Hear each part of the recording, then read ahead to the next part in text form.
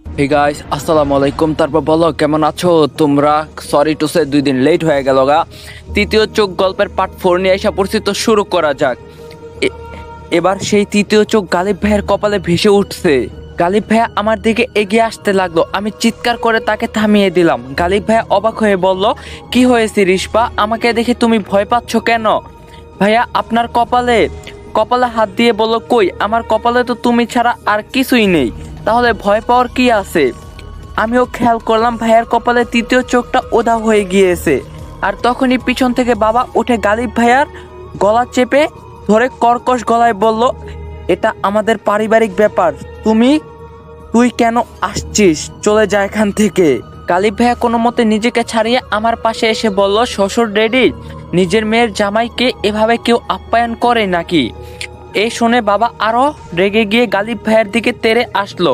আমি গিয়ে সামনে দাঁড়ালাম এবং বাবাকে বাধা দিয়ে বললাম, তার গায়ে যেন একটা ফুলের টোকাও না পড়ে।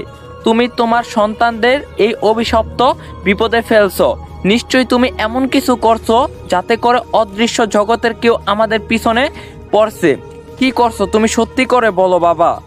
এবার বাবা শান্ত হয়ে খাটে গিয়ে গুটিসুটি মেরে মাথা নিচের দিকে দিয়ে বসে বলল, আমি তো শুধু তোর মাকে ফিরিয়ে আনতে চেয়েছিলাম। সেও ফিরে এসেছে, কিন্তু একা আসেনি, তার সাথে অতিথি নিয়ে এসেছে। কি বললো বাবা? তোমার মাথা ঠিক আছে তো? মা মারা গিয়েছে এবং তাকে আমরা সবাই মিলে কবরে রেখে এসেছি। আর মারা যাওয়ার পর কেউ চাইলেও এই দুনিয়াতে ফিরে আসতে পারে না। কি বলছো এসব তুমি? প্রতি রাতে তুমি কার সাথে কথা বলো? এবার বাবার কণ্ঠ সম্পূর্ণ বদলে গেল। একটা মহিলা কণ্ঠে বলে উঠল, তোর বাবাকে দোষ দিস না মা। সত্যি আমি ফিরে এসেছি, তোর বাবা আমাকে যেতে দেয়নি। আয় মা, কাছে আয়, তোকে অনেকদিন হলো স্পর্শ করি না। এটা শুনে আমি ভয়ে গালিব ভাইয়ের হাত চেপে ধরলাম। এই এই কণ্ঠটা একদম আমার মায়ের মতো। বাবা মাথা নিচু করে আমার দিকে হাত বাড়িয়ে দিল। গালিব ভাই এক থাপ্পড়ে তার হাতটা সরিয়ে দিয়ে বলল, ধুর মিয়া, রাখেন আপনার স্পর্শ করা। আমি জানি মৃত্যুর পর মানুষ আর ফিরে আসে না। আপনি একজন খারাপ জিন। রিস্পার মায়ের রূপ ধরে ওর বাবাকে ধোঁকা দিচ্ছেন। না, আপনার এই ধোঁকায় পড়বো না। আচ্ছা, সেটাও ব্যাপার না। আমার শ্বশুর ডেডের সাথে থাকেন, তার সাথে গল্প করেন, গান গাবেন, নৃত্য করবেন, রোমান্স করবেন, যা খুশি তা করবেন, কিন্তু এর মাঝে রিস্পাকে কেন টেনে আনছেন? ওর কাছে কি চান আপনি? গালিব ভাই একদমে কথাগুলো বলে হাঁপাতে লাগলো। ওইদিকে বাবা এখনো মাথা নিচু করে বসে আছে আর রাগে গড়গড় করছে। হঠাৎ খেয়াল করলাম খাটের তলা থেকে হালকা ছুপ ছুপ পানি বের হচ্ছে। গালিব ভাই আমার কানের কাছে মুখ এনে ফিস ফিস করে বলল, শ্বশুর ড্যাডি মনে হয় আমার কথা শুনে কাম সেরে ফেলছে। আগে জানলে প্যাম্পাস পরিয়ে দিতাম। আমি একটু রাগী ভঙ্গিতে বললাম, এখন কি মজা করার সময়? বাবা এভাবে বসে আছে কেন সেটা দেখেন। আর পানি বা আসছে কোথা থেকে আসছে? গালিব ভাই হাঁটু গেড়ে ফ্লোরে বসে খাটের তলায় উকি দিয়ে বলল, রিস্পা সত্যিই তো আমার শাশুড়ি মাম্মি ফিরে এসেছে, কিন্তু তার চোখগুলো এত আগুনের মতো জ্বলছে। খেলেছেন অনেকদিন ধরে, কিন্তু এতে আসলে কি লাভ হচ্ছে? ভাবুন তো, যদি গেম খেলার মাধ্যমে আপনার ব্যাংক ব্যালেন্স বাড়ানো যায়। বিশ্বাস মনে হলো ক্রিকেক্স এর মাধ্যমে এটি এখন বাস্তব। বাংলাদেশের অন্যতম বিশ্বস্ত এবং জনপ্রিয় প্ল্যাটফর্ম ক্রিকেক্স আপনাকে দিচ্ছে আয়ের এক নতুন সুযোগ। বিপিএল এ দিচ্ছে 150% স্পেশাল রিলোড বোনাস, সর্বোচ্চ 3000 টাকা পর্যন্ত, সাথে প্রতিদিন 50টি ফ্রি স্পিনের সুবিধা। মাত্র 500 ডিপোজিট করুন আর ইন্টারনেট পেয়ে যান 300 বোনাস। জন্মদিনে থাকছে বিশেষ চমক, 1000 টাকা বোনাস। ক্রিকেক্সে গেম খেলুন এবং জিতুন আকর্ষণীয় পুরস্কার, গুগল পিক্সেল 9 প্রো, এসার নাইট্রো 5, গুগল পিক্সেল ওয়াচ 3 এবং স্যামসাং গ্যালাক্সি বাডস 3, আরো অনেক কিছু। আপনার জেতা টাকা তুলুন নিরাপদ উপায়, বিকাশ নগদ, রকেট উপায় এবং ভারতে ফোনপে, গুগল পে অ্যাপ এর মাধ্যমে লেনদেন করুন দ্রুত এবং নিশ্চিন্তে। তুক পিন করা কমেন্ট থেকে বিনামূল্যে ক্রিকেক্স অ্যাপ রেজিস্ট্রেশন করুন এবং উপার্জনের যাত্রা শুরু করুন। কি মাম্মি, ফুচকা কি বোম্বাই মরিচ দিয়ে খাইছিলেন নাকি? চোখ এত লাল কেন? গালিব ভাইয়ের কথা শুনে আমিও তাড়াতাড়ি হাঁটু গেড়ে বসে খাটের তলায় উকি দিয়ে দেখলাম সত্যিই আমার মা অগ্নি অগ্নি অগ্নি দৃষ্টিতে আমার দিকে তাকিয়ে আছে। আমি বললাম, ভাইয়া এটা আমার মা হতে পারে না, তাড়াতাড়ি পালাতে হবে আমাদের। উঠে দুজন রুম থেকে দৌড় দিতেই দরজাটা ধাপাস করে বন্ধ হয়ে গেল। অনেক টানাটানি করে দরজা খুলতে পারলাম না, মনে হচ্ছে কেউ বাহির থেকে টেনে ধরে রেখেছে দরজাটা। এদিকে বাবা মাথা উঠিয়ে বলল, আর লুকিয়ে থেকে কি হবে? এবার বের হও মরিয়ম, ওরা জেনে গিয়েছে তুমি ফিরে এসেছো, ওদের পালাতে দেওয়া যাবে না। তাকিয়ে দেখলাম বাবার কপালে আবার সেই চোখ এবং মুখে ভয়ঙ্কর এক হাসি।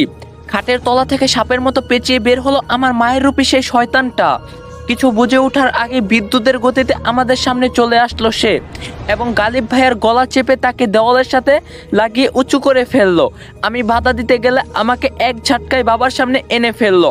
বাবা আমাকে বলল, তোর কিছু হবে না, ও বাইরের লোক, তাই ওকে মরতে হবে। আমি উঠে দাঁড়াতেও পারছিলাম না, আমার হাত পা যেন বেঁধে রাখা হয়েছে, মুখ দিয়ে কোনো শব্দ বের করতে পারছিলাম না। সে গালিব ভাইয়াকে মেরে ফেলছে। আমি শুধু অসহায় দৃষ্টিতে তাকিয়ে আছি। গালিব ভাইয়ের পাগুলো ছটফট করতে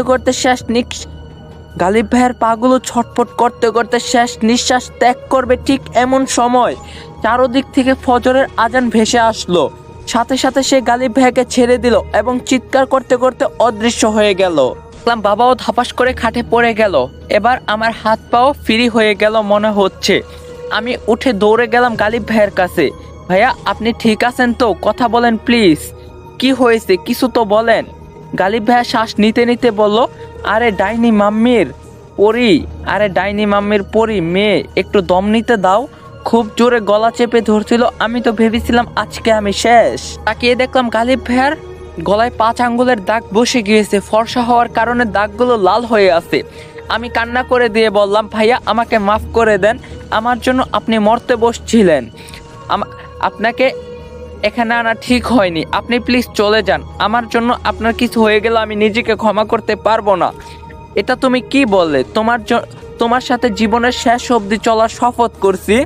তোমার হাজারো অবহেলা আর বাজে আচরণের পরও একটা বারের জন্য তোমার প্রতি ঘৃণা বা বিরক্ত আসেনি। আমি জানতাম ওসব তুমি মন থেকে করো না, তাই আমি এনজয় করতাম। আর এখন তুমি এত বড় একটা বিপদে পড়ছো, এই অবস্থায় আমি তোমাকে ছেড়ে নিজের জানের ভয়ে পালাবো? আমি ছিলাম, আমি আছি এবং থাকবো শেষ পর্যন্ত তোমার সাথে। তখন আমি বললাম, আপনি সত্যি একটা পাগল। হাজারবার বললো আপনি যাবেন না জানি, তাহলে বলেন এখন আমরা কি করব? এগুলো কেন হচ্ছে তা এখন সম্পূর্ণ পরিষ্কার না, তাহলে আমাদের পদক্ষেপ হিসাবে কি হবে? গালিব ভাইয়া মাথা উঁচু করে একবার খাটে শুয়ে থাকা বাবার দিকে তাকিয়ে বলল, দেখো আকাম সাকাম করে কেমন নিশ্চিন্তে ঘুমাচ্ছে শ্বশুর ডেডি।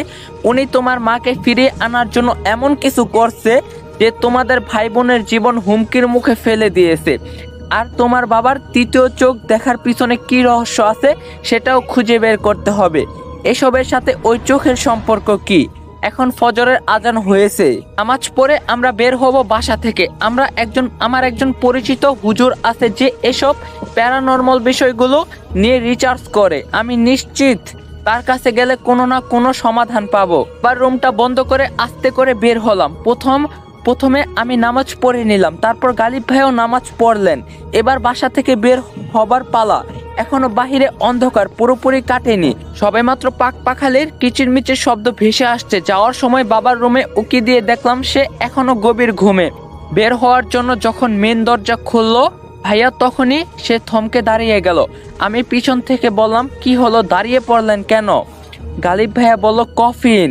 আমি তাড়াতাড়ি পিছন থেকে সরে এসে বাইরে তাকিয়ে দেখলাম দরজার সামনে সেই কফিনটা রাখা। আমি প্রচণ্ড ভয় পেয়ে গেলাম। গালিব ভাইয়া যেহেতু কফিনটা দেখতে পাচ্ছে, তাই এটা স্বপ্ন না, সত্যি সত্যি এটা আমাদের দরজার সামনে। গালিব ভাইয়া বলল, ভয় পেও না, আমি আছি তো, দেখছি এই কফিনে কি আছে। এই বলে সে এগিয়ে গেল কফিনের দিকে। আমি বললাম, না ভাইয়া চলেন, আমরা তাড়াতাড়ি বেরিয়ে যাই।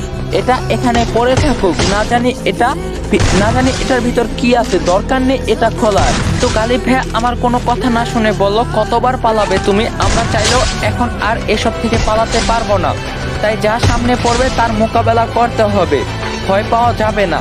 এই বলে গালিব ভাইয়া ভালো করে কফিনটা চারদিক পর্যবেক্ষণ করলো এবং বাড়ি দিল কয়েকবার। এরপরে আস্তে আস্তে কফিনের উপর ঢাকনাটা সরিয়ে ফেললো। আমি ভয়ে চোখ বন্ধ করে ফেললাম। যদি সেই স্বপ্নের মতো এখানে বাবার মৃতদেহ এখানে থাকে, তাই সরাসরি দেখতে চাইলাম না। গালিব ভাইয়া বলে উঠলো, চোখ খোলো, তেমন কিছু নেই এটার ভিতর। আমি চোখ খুলে কফিনের দিকে তাকিয়ে দেখলাম সত্যিই তেমন কিছু নেই। তবে ভয়টা তখন পেলাম যখন গালিব ভাইয়া কফিনের ভিতর হাত দিয়ে একটা সাদা কাপড় বের করলো এবং চোখ বড় করে বলল, তো কাফনের কাপড়। আবার কফিনের এক কোণা দেখা গেল কিছু বড়ই পাতা আর একটা গোলাপ জল রাখা। গালিব ভাইয়া কাপড়টা কফিনে রেখে সেটা আবার বন্ধ করে দিল। আমি ভয়ে ভয়ে জিজ্ঞাসা করলাম, এগুলো কি ছিল ভাইয়া? মৃত মানুষের জন্য শেষ শপিং এগুলোই কেনা হয়। কিন্তু এই কফিনে করে কে বা কারা এগুলো দিয়ে গেল আর কেনই বা দিয়ে গেল?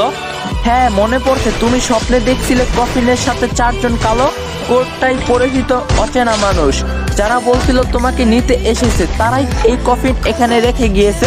কিন্তু কেন ভাইয়া? কাফনের কাপড় সহ এই কফিন, তার মানে সত্যি তারা আমাকে নিয়ে যাবে? আজ না হয় কাল, আমাকে ধরে রাখতে পারবেন না? পাগলের মতো কথা বলো কেন? আমি থাকতে কেউ তোমাকে নিয়ে যেতে পারবে না। এখন এই কফিনটা বাসায় ঢুকিয়ে রাখতে হবে। হতে পারে এর মাঝে কোনো না কোনো সমাধান থাকতে পারে। আল্লাহ সমাধান ছাড়া কোনো সমস্যা বান্দার উপর চাপিয়ে দেয় না, শুধু সময় আর ধৈর্য নিয়ে অপেক্ষা করতে হয় এবং চেষ্টা করে যেতে হয়। এই বলে গালিব ভাইয়া কফিনটা বাসায় ঢুকিয়ে রাখলো। তারপর আমরা বেরিয়ে পড়লাম বাসা থেকে। ততক্ষণে ভোরের আলো ফুটছে, মানুষ হাঁটাহাঁটি করছে। উদ্দেশ্য এখন গালিব ভাইয়া বলা সেই হুজুরের কাছে যাব। আমি বললাম, আচ্ছা ভাইয়া, আপনি ইঞ্জিনিয়ারিং পাশ করে এভাবে বেকার ঘুরেন কেন? বাবার টাকা আছে বলে কি নিজের কিছু করার ইচ্ছা নেই? তখন গালিব ভাইয়া বলল, কে বলছে আমি কিছু করি না? আর তুমি তো জানোই আমি বাবার টাকায় ইন্টারেস্ট দেখাই না। আসলে আমার স্বপ্ন আমি একদিন বড় ডিরেক্টর হব, বড় বড় স্টারদের সাথে কাজ করব। আমি নিজেকে বাবার পরিচয়ে নয়, বরং নিজের পরিচয়ে দুনিয়ার কাছে উপস্থাপন করতে চাই। তখন আমি বললাম, ও আচ্ছা, তাহলে তো ভালো। আচ্ছা, আপনি প্রথমে মুভি বানাবেন নাকি নাটক? আর আপনার প্রথম মুভি বা নাটকের নাম কি হবে ঠিক করছেন? তখন গালিব ভাইয়া বলল, আমি সরাসরি মুভিতে কাজ করব। আর হ্যাঁ, নাম একটা ঠিক করছি। আমার প্রথম মুভির নাম হবে ভালোবাসা দিলে দিবি, না দিলে নাই। আমি হাসতে হাসতে বললাম, এটা আবার কেমন নাম? এসব আবোল তাবোল নাম দিয়ে মুভি বানাবেন না। আমি আপনাকে সুন্দর একটা নাম ঠিক করে দিব। কথা বলতে বলতে আমরা একটা ইসলামিক ফাউন্ডেশনের সামনে এসে থামলাম। গালিব ভাইয়া বলল, তাকে এখানেই পাওয়া যায়। দারোয়ানের কাছে গিয়ে বলল, ভাই, জামাল হুজুরকে একটু ডেকে দিবেন, বলবেন যে গালিব এসেছে কোনো জরুরি কাজ নিয়ে। তখন দারোয়ান ভিতরে চলে গেল জামাল হুজুরকে এটা জানাতে। আমরা বাইরে অপেক্ষা করতে লাগলাম। কিছুক্ষণ পর দারোয়ান এসে বলল, হুজুর আপনাকে ভিতরে ডাকছে। আমি আর গালিব ভাইয়া ভিতরে গেলাম। বিড়ি পেরিয়ে একটা কালো রঙের দরজার সামনে গিয়ে দাঁড়ালাম আমরা। গালিব ভাইয়া টোকা দিল দরজা এবং বলল, আমরা কি ভিতরে আসতে পারি হুজুর? পাশ থেকে ভারী কণ্ঠে কেউ বলল, হ্যাঁ গালিব, আসো আসো। দরজা ধাক্কা দিয়ে আমরা ভিতরে প্রবেশ করলাম। দেখলাম একজন মধ্যবয়স্ক লোক চেয়ারে বসে কি যেন লিখছে। পুরো রুমে ভয়ানক ভয়ানক পিচাসের স্কেচ লাগানো আর 4 কোণায় 4টা আগুনের মশাল জ্বালানো। লোকটার মুখে খোঁচা খোঁচা দাড়ি, একটা কালো রঙের ফতোয়া পরা। দেখে বোঝা যায় না সে একজন হুজুর। উনি লেখা অবস্থায় আমাদের দিকে না তাকিয়ে বলল, কি হয়েছে গালিব, এত জরুরি তবল হঠাৎ করে, সাথে কাদেরকে নিয়ে এসেছো? গালিব ভাইয়া বলল, কাদেরকে মানে? আমরা তো দুজনেই। ও আমার অনেক ভালো বন্ধু রিশফা। সমস্যাটা ওর সাথেই হচ্ছে মূলত।